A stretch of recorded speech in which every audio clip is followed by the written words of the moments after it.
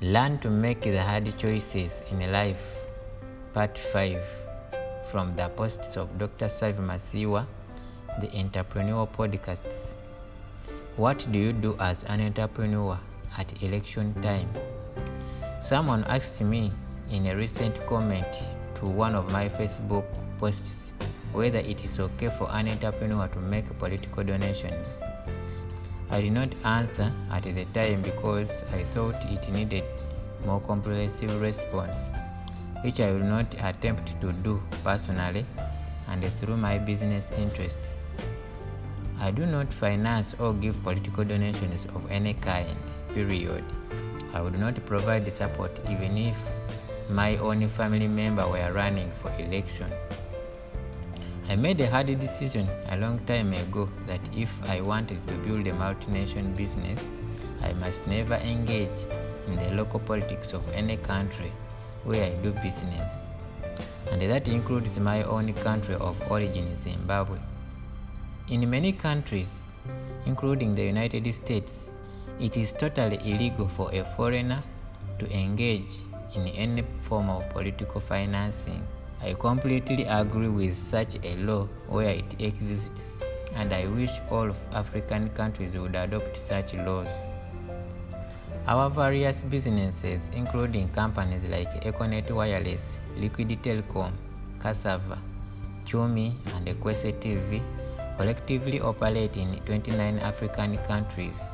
Within 2 years, I hope we will be in almost every single country on the continent.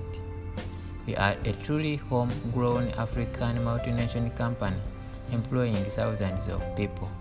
It was a hard decision because I do care passionately about many issues, and I believe in democratic expression through the ballot box. I respect the right of people who want to campaign and be elected as public servants, especially those with a vision to help build more equitable and prosperous nations. By the same token, I ask that they respect my right as a business person who has chosen not to get involved in funding politics. A decision to avoid funding politics is a very personal matter of each of us as entrepreneurs. I cannot make it a hard and fast rule for you. Certainly, there are countries where giving political donations by business is encouraged. All I can say is this: be wise and think of the consequences. Experience garnered over the last 32 years in business would lead me to recommend you strongly not to engage in political financing. There are generally 4 observations that I have made. First, it can lead to a perception that you did it with a corrupt intent, and this perception will be propagated by those you did not support and their own followers. Second, it can lead to retribution by those who win. If they knew you supported the other side, this happens even in Africa. Third, you can even lose customers or the support of some members of your own staff. Fourth, if you are a foreigner in that country, people generally see it as corrupt interference in their country's democracy.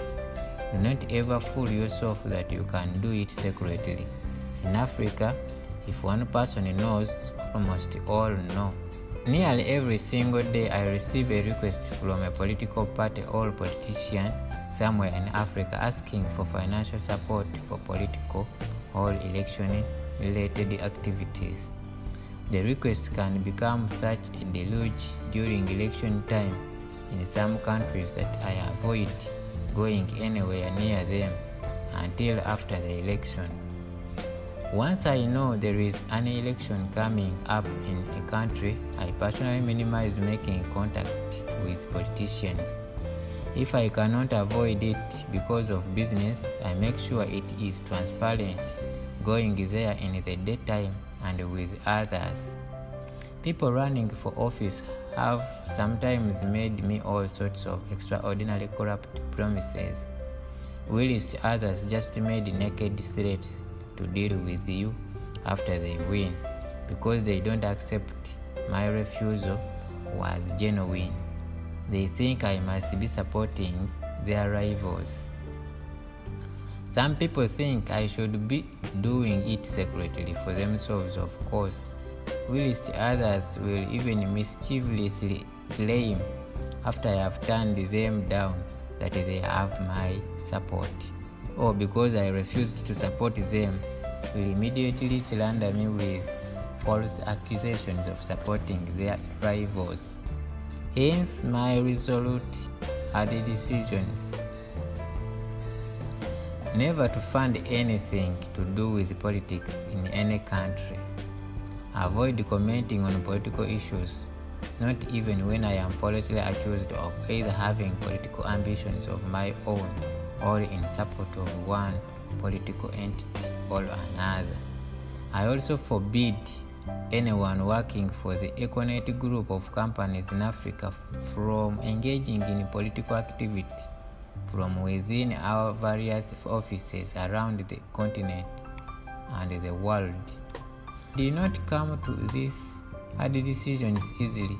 Much of it was born out of very harsh and sometimes bitter experience, either personally or watching other business people, including some who lost their businesses or even their lives.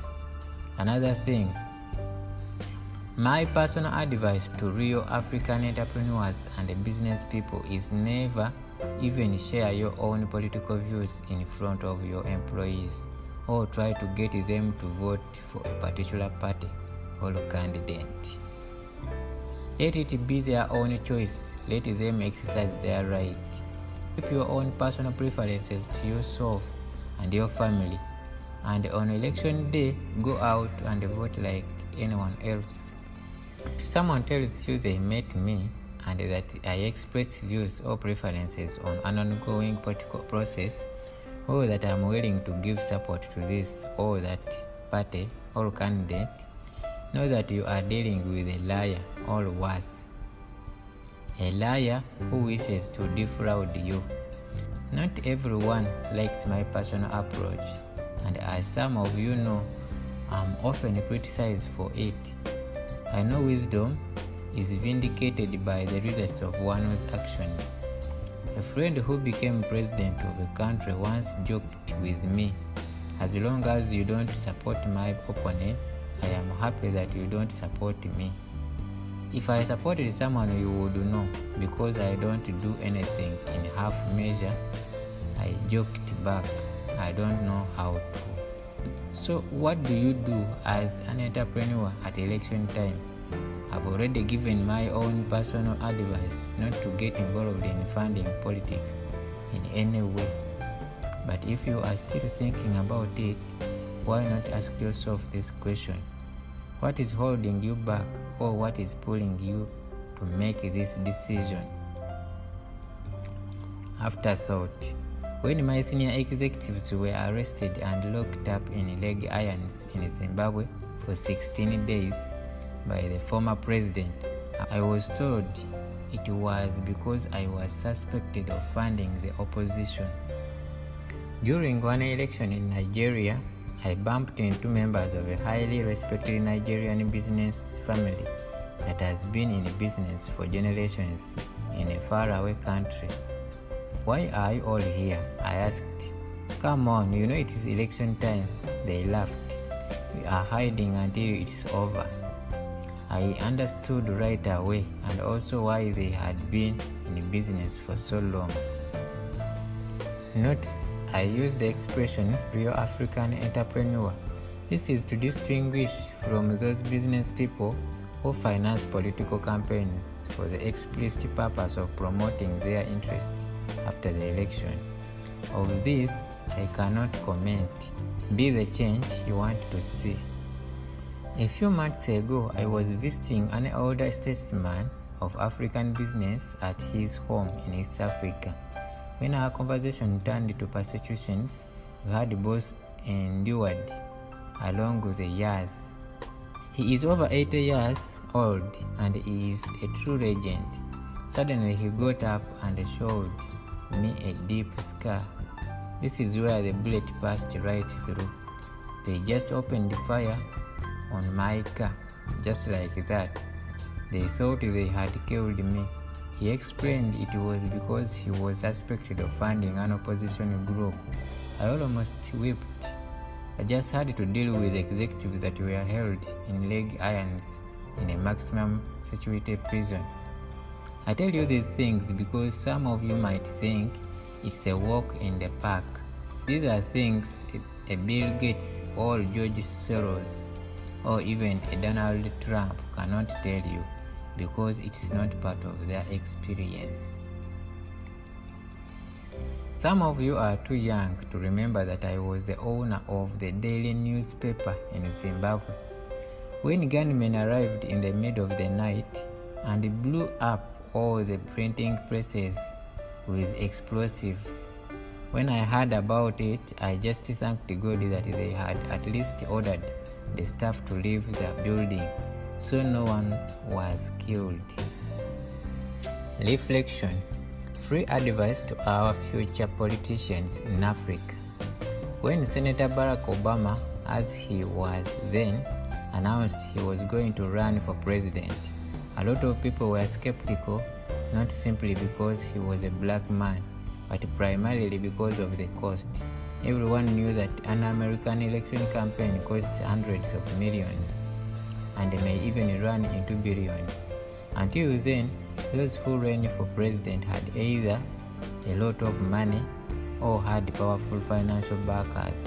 What Senator Barack Obama did was pure genius that many people simply did not appreciate.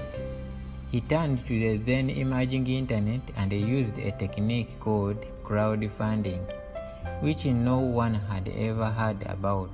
Millions of his followers financed his campaign with small donations of $5 to $10. It was the most democratically funded election campaign in history. It was funded by people who gave him $5 to $10, the guys who turned up at his rallies, and not by Bill Gates. Think about it for a moment. Instead of having shady rich people and businesses in the background who will later want to influence the direction of the country because of their money, he raised the money real democratically for the most sacred democratic thing. One person, one vote from the people who voted for him. Politicians, in my view, should raise money directly from their own supporters and limit the amount they get from each person to less than $100. Even if some of those supporters are millionaires or even billionaires.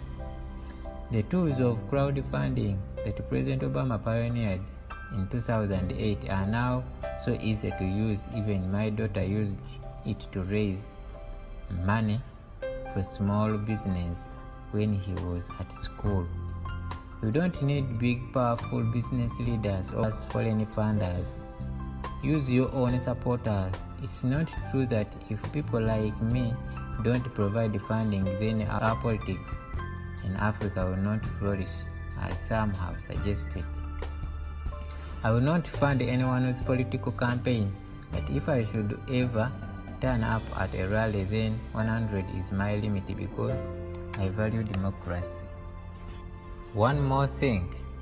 Running for public office for the purpose of serving your people is a fine thing. If you are serious about it, then you should be raising your money at least a year before the election even begins. You already knew 5 years in advance that it was coming.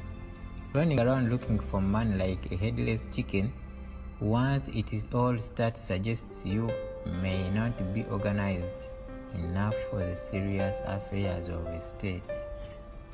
As a younger Nigerian that witnessed the life and the death of Chief MKO Abiola and his dearest wife Kudirat Abiola with his entire business empire between June 12, 1993 and July 8, 1998, because of his involvement in politics after building many successful businesses, This should not be a hard decision, but a wise decision for any real African entrepreneurs.